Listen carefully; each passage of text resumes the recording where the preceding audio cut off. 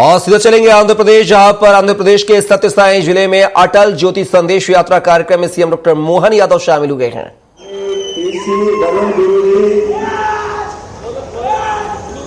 ये गारू गुरु क्या है? गारू जी जी। इस अवसर पर माननीय एमएलए चिलाकलम मधुसूदन रेड्डी जी,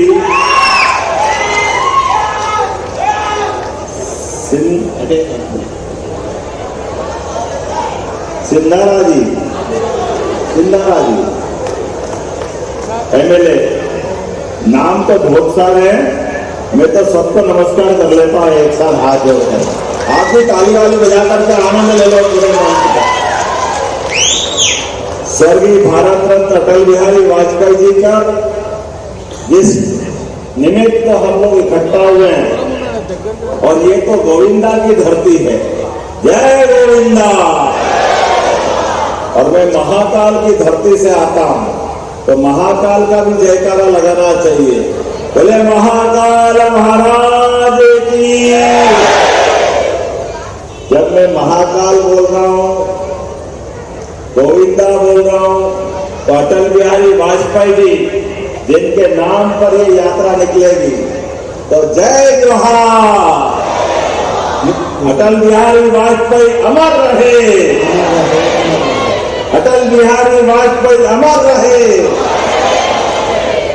अटल बिहारी वाजपेयी जिनका जन्म शताब्दी वर्ष, मुझे इस बात की प्रसन्नता है, एक ऐसे देशभक्त राजनेता जिनकी जन्मभूमि मध्य प्रदेश ग्वालियर है, मैं वहां से मुख्यमंत्री हूं, थोड़ा अनुवाद भी करते जाना सत्या जी। मुझे लगता है हिंदी जितनी समझ में आएगी, लेकिन आपकी भाषा में और आनंद आएगा। నేను ఈ ఆంధ్రప్రదేశ్ పవిత్ర పుణ్యక్షేత్రం శ్రీనివాసుని సన్నిధిలో గోవింద అంటూనే నేను మధ్యప్రదేశ్లోని ఉజ్జయిని ప్రాంతం నుంచి వస్తాను. ఉజ్జయిని శైవక్షేత్రం పవిత్రత గురించి మీకు తెలుసు. అందుకే జై మహంకాల్ అంటూనే ఎవరి పేరుతోనైతే మనం జత జయంతి సందర్భంగానైతే ఇవాళ యాత్ర చేసుకుంటున్నామో ప్రారంభించుకుంటున్నామో, అటువంటి మహానేత అటల్ బిహారీ వాజ్పేయి గారు కూడా జయకారం చేస్తూ ఉన్నాను. ఆ పవిత్ర, ఇక్కడ పవిత్ర భూమి, మధ్యప్రదేశ్ లో పవిత్ర భూమి, ఈ రెండింటి మధ్య నేను ఇవాళ మీ మధ్యకు వచ్చాను. మీ అందరూ కూడా జయకారం చేస్తున్నాను. मुझे इस बात को बताते हुए प्रसन्नता है, अटल बिहारी वाजपेयी जिनका जन्म 25 दिसंबर 1924 को हुआ और बहुत संपन्न थे, एक तरह से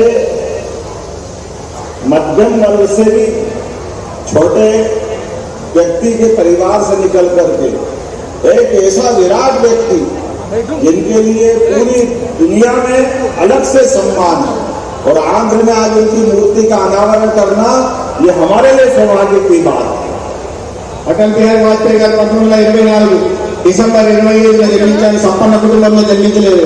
ఒక దిగువ మధ్యతరగతి కుటుంబంలో జన్మించిన వ్యక్తి ఇవాళ ప్రపంచవ్యాప్తంగా తనకంటూ ఒక ప్రత్యేకత తీసుకురావడమే కాకుండా భారతీయులు కూడా ప్రపంచవ్యాప్తంగా గౌరవాన్ని, కీర్తిని తీసుకొచ్చారు.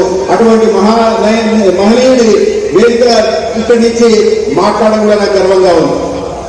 अटल जी दीनदयाल उपाध्याय जी के बाद जनसंघ के जमाने से राष्ट्रीय अध्यक्ष बने, और एक ऐसा राजनेता जो भाषा से, भाषण से, जीवन से गंगा के समान पवित्र, और अस्तित्व में उनके कद के लिए हिमालय से ऊंचा व्यक्तित्व, और जनता के जीवन की उनके सेवा करने के लिए पूरा जीवन जिनने समर्पित कर दिया।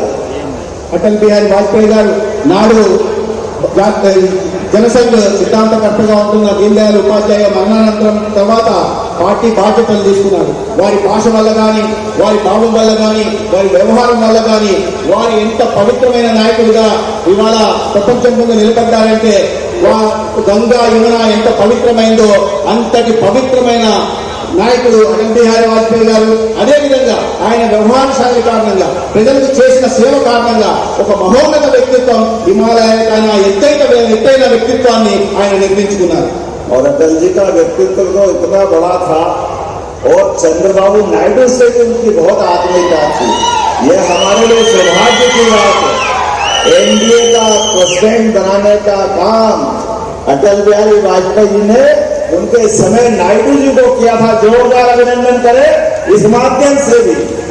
అటల్ బిహారీ వాజ్పేయి గారి వ్యక్తిత్వం ఎంత గొప్పదో అదే విధంగా ఆయన మిత్రత్వం కొనసాగి ఈ రాష్ట్ర ముఖ్యమంత్రిగా ఉంటున్న గౌరవనీయ చంద్రబాబు నాయుడు గారితో కూడా వారికి అదే మిత్రత్వం ఉండేది. గతంలో ఎన్డీఏ ప్రారంభం చేసింది అటల్ బిహారీ వాజ్పేయి అయితే మొట్టమొదటిగా ఆనాడు ఎన్డీఏ జాతీయ అధ్యక్షుడు ఎన్డీఏ అధ్యక్షుడు एक बार, दो बार, तीन बार लगातार प्रधानमंत्री के रूप में जनता की सेवा करने का अटल बिहारी वाजपेयी ने जो संकल्प लिया, उस समय का पोखरण परमाणु विस्फोट, पाकिस्तान को टाइगर हिल्स के मामले में घर में घुस के मारने का और गरीब आदमी के गांव तक प्रधानमंत्री सड़क पहुंचाने का योगदान अगर किसी ने दिया है तो अटल बिहारी वाजपेयी ने दिया। जोरदार अभिनंदन अटल बिहारी वाजपेयी क्या करें।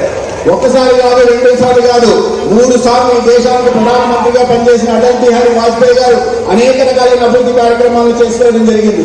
ప్రతి గ్రామాన్ని జోడిస్తూ ప్రధానమంత్రి గ్రామ సడక్ యోజన తీసుకోవడమే కాకుండా పోఖ్రాన్ లో అంతరిక్షలు నిర్వహించి పాకిస్తాన్ కి వారికి అర్థమయ్యే భాషలో గుణపాఠం నేర్పించిన మహనీయుడు అటల్ బిహారీ వాజ్పేయి గారు. అటువంటి వ్యక్తిని ఒక్కసారి మనమందరం కూడా జయకారం కొట్టాల్సిన అవసరం.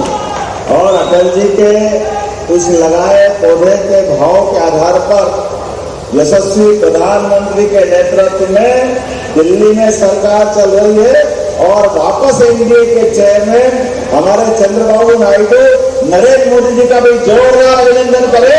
ये दोस्ती पक्की है, लंबे समय तक टिकने वाली है। గతంలో ఎన్డీఏలో తెలుగుదేశం పార్టీ కూడా భాగస్వాములుగా ఉన్నారు. మళ్ళీ దాన్ని ఆ పరంపరను కొనసాగిస్తూ మళ్ళీ ఆంధ్రప్రదేశ్ లో ఎన్డీఏ ప్రభుత్వం ఉంది. ఇదే కేంద్రంలో మోడీ గారి ప్రభుత్వం, రాష్ట్రంలో చంద్రబాబు నాయుడు గారి, పవన్ కళ్యాణ్ గారి ప్రభుత్వాలు నడవాలి. ఈ స్నేహం మరీ చాలా కాలం పాటు కొనసాగాల.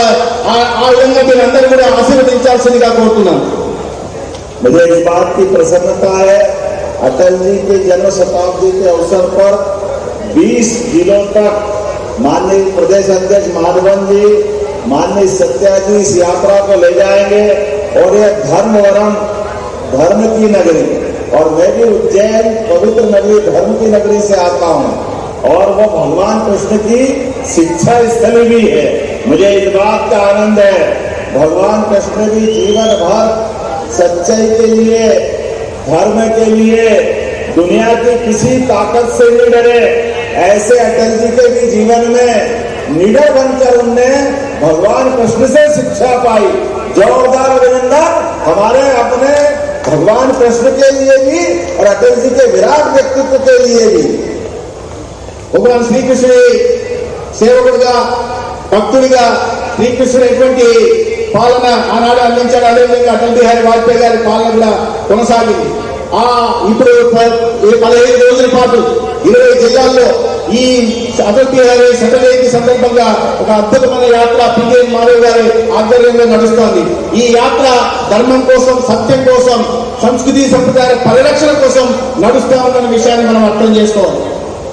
National NDA, national democratic alliance, जिसके चेयरमैन चंद्रबाबू नायडू है, आप आंध्र प्रदेश में टेक्नोलॉजी, इंफ्रास्ट्रक्चर, एडमिनिस्ट्रेटिव इफिशिएंसी लगातार अलग अलग क्षेत्रों में, सभी क्षेत्रों में लगातार आगे बढ़ा रहा है। मुझे इस बात का गर्व है, यशस्वी प्रधानमंत्री के नेतृत्व में आंध्र भी आगे बढ़ रहा है और हमारे साथ मध्य प्रदेश भी आगे बढ़ रहा है। ये सौभाग्य की बात है। वर्तमान के दौर में जितना अच्छा समय माननीय मोदी जी के नेतृत्व में देश आगे बढ़ रहा है, दुनिया आश्चर्य से देख रही है। लेकिन मुझे इस प्रसन्नता है कि भगवान कृष्ण के वंशज को मध्य प्रदेश जैसे बड़े राज्य का मुख्यमंत्री बनाकर सबका साथ, सबका विकास, इस भाव से हमारी पार्टी आगे बढ़ रही है और एनडीए आगे बढ़ा रहा है। मुझे वहां बढ़ाया या चंद्रबाबू नायडू ने सत्या जी को बढ़ाया, यह हमारे लिए सौभाग्य की बात है। जोरदार अभिनंदन करें इस भाव के लिए भी। ఎన్డీఏలో చాలా ముఖ్యమైన నాయకుడిగా ఉన్న చంద్రబాబు నాయుడు గారి నాయకత్వంలో ఇవాళ రాష్ట్రం పరుగులు తీస్తోంది. అది మౌలిక సదుపాయాల కల్పన కావచ్చు, లేదా పరిశ్రమలు తీసుకురావడం కావచ్చు, ఉద్యోగ ఉపాధి అవకాశాలు కావచ్చు, లేదా పెట్టుబడులు కావచ్చు. ఏ రకంగా చూసినా కూడా ఆంధ్రప్రదేశ్ ముందుకు పోతా ఉంది. అదేవిధంగా కేంద్రం నుంచి నరేంద్ర మోడీ గారి ప్రభుత్వం సహకారం అందిస్తా ఉంది. ఇదే రకంగా ఆంధ్రప్రదేశ్ కూడా అభివృద్ధి చెందాలి, మధ్యప్రదేశ్ కూడా అభివృద్ధి చెందాలి, దేశం కూడా అభివృద్ధి చెందాల్సిన అవసరం ఉంది. అయితే ఈ శ్రీకృష్ణుని వంశంలో పుట్టిన నందు అంటే వారిని పుట్టిన నందు ఇవాళ దేశ ప్రధాని నరేంద్ర మోడీ గారు మధ్యప్రదేశ్ కు ముఖ్యమంత్రిగా నియమిస్తే, అదే వంశంలో పుట్టిన సత్యకుమార్ని ఈ రాష్ట్రంలో చంద్రబాబు నాయుడు గారు మంత్రిని చేశారు. ఏ రకంగానైతే సబ్కా సాత్ సబ్కా వికాస్, అందరి వెంట అందరి అభివృద్ధిని కాంక్షిస్తూ కేంద్రంలో ప్రభుత్వం నడుస్తా ఉందో, అదేవిధంగా రాష్ట్రంలో కూడా ప్రభుత్వం నడుస్తా ఉంది, అభివృద్ధి ముందుకు సాగుతా ఉంది.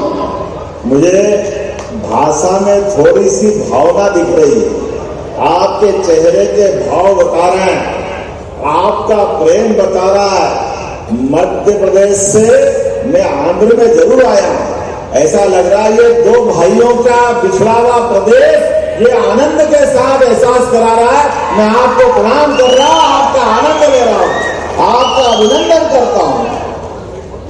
సత్యకుమార్ చేస్తున్న అనువాదం కారణంగా నాకు భాష అర్థం కావడం లేదు, కానీ భావన మాత్రం అర్థమవుతా ఉంది. నాకు ఎలా అనిపిస్తుందంటే, నేను మధ్యప్రదేశ్ సంబంధించిన వాడిని, కానీ ఇవాళ ఈ కార్యక్రమం కారణంగా ఆంధ్రప్రదేశ్ లో వచ్చినప్పటికీ కూడా మధ్యప్రదేశ్ లోనే ఉంటున్న భావన మీ అందరి ప్రేమాభిమానాల కారణంగా నాకు కనిపిస్తుంది.